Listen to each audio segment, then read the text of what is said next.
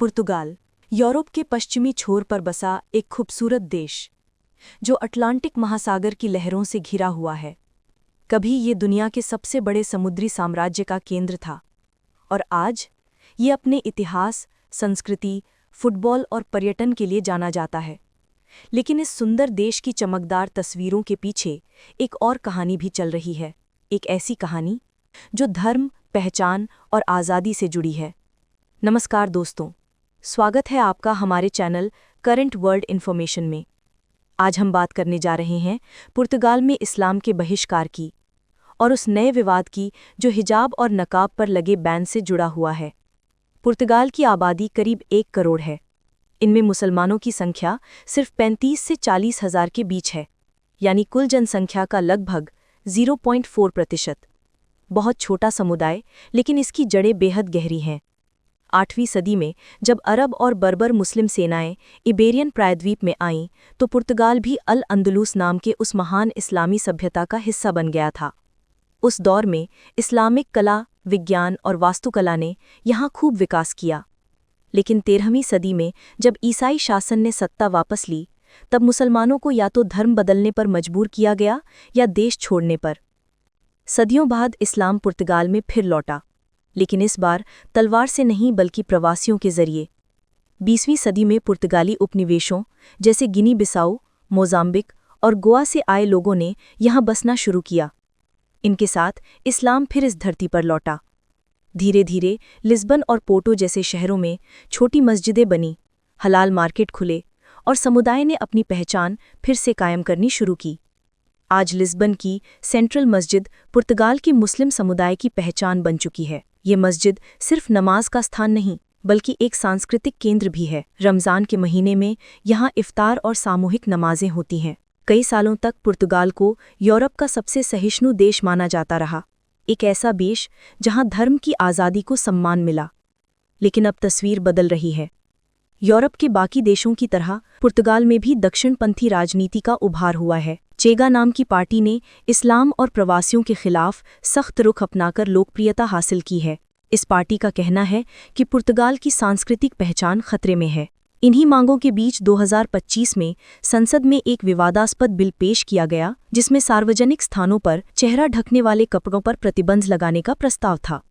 सरकार का कहना था कि ये सुरक्षा और पारदर्शिता के लिए जरूरी है, लेकिन मानवाधिकार संगठनों और मुस्लिम समुदाय ने इसे धार्मिक स्वतंत्रता पर हमला बताया। अंतर्राष्ट्रीय मीडिया ने इसे बुर्का बैन कहा, लेकिन सवाल उठा, क्या इसमें हिजाब भी शामिल है?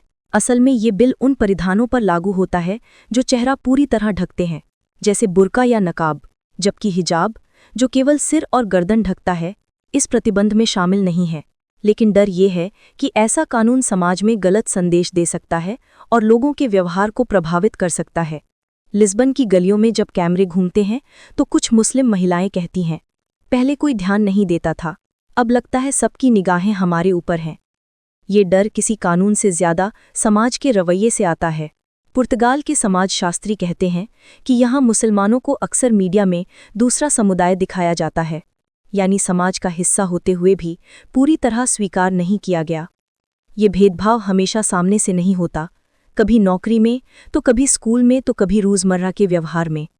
कई मुस्लिम छात्र कहते हैं कि वे विश्वविद्यालयों में अपनी धार्मिक पहचान छिपाते हैं।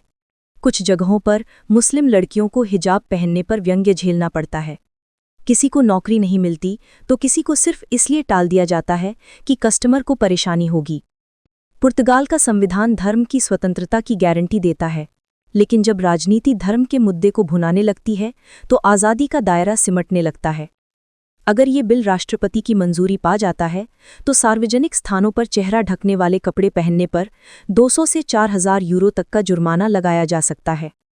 ध्यान देने वाली बात यह है कि पुर्तगाल में बुर्का या नकाब पहनने वाली महिलाएं बहुत ही कम हैं।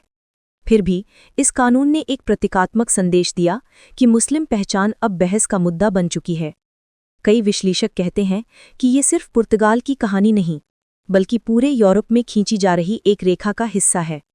फ्रांस, बेल्जियम, डेनमार्क और अब पुर्तगाल, सब जगह सवाल एक ही है, हम और वो के बीच की दूरी कितनी होनी चाहिए। लेकिन पुर्तगाल की कहानी सिर्फ बहिष्कार की नहीं, यहाँ कई जगह हैं जहाँ मुसलमान और गैर मुसलमान साथ रहते, काम करते और त्योहार मनाते हैं। लिस्बन के इलाकों में पाकिस्तानी और अफ्रीकी मूल के लोग दुकानें, रेस्टोरेंट और टैक्सी सेवाएं चलाते हैं।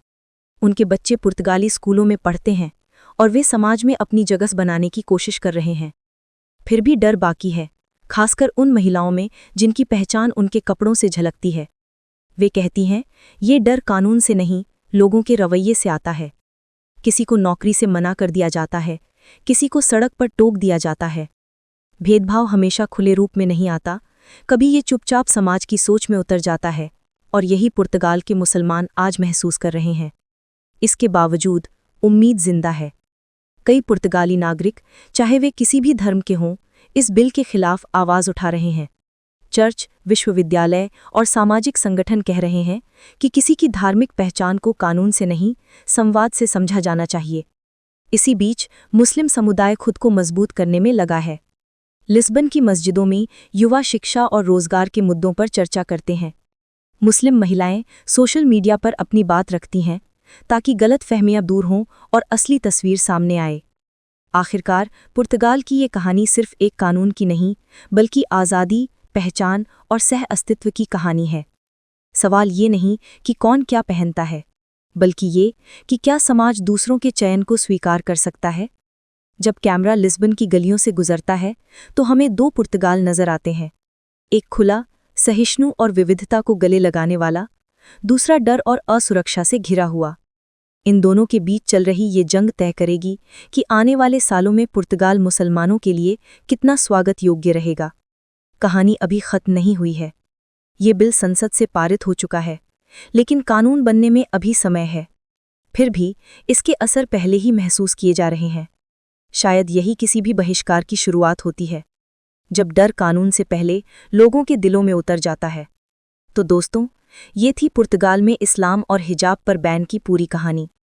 अगर आपको ये डॉक्यूमेंट्री पसंद आई हो तो लाइक करें, शेयर करें और हमारे चैनल करंट वर्ल्ड इन्फॉर्मेशन को सब्सक्राइब करना ना भूलें, ताकि हम ऐसी ही और सच्ची कहानियां आपके लिए लाते रहें।